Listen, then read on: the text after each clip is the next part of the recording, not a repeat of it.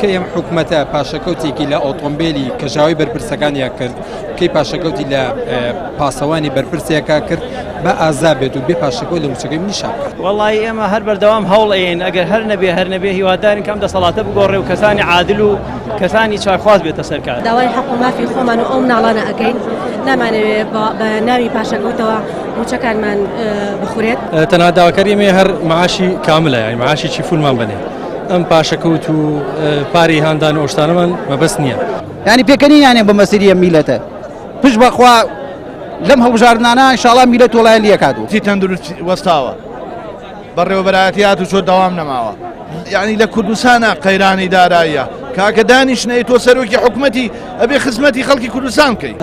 تەلەفۆنیان بۆ کارمەندانی تەندروستی کردووە بە کۆبوونەوە بە هەموو شێوێت هەوڵی خۆیان ناکە زۆر گرێویان لەسەر شکستی ئێمە کرد لەمڕۆیە کە سواز بۆخوا ئەمڕۆ لە ڕۆژانی تر زۆر قەرەباڵغتر بوو. سەلماندیان کە ترس ئێمە زیاتر هانەیە لەسەر مافەکانی خۆمان.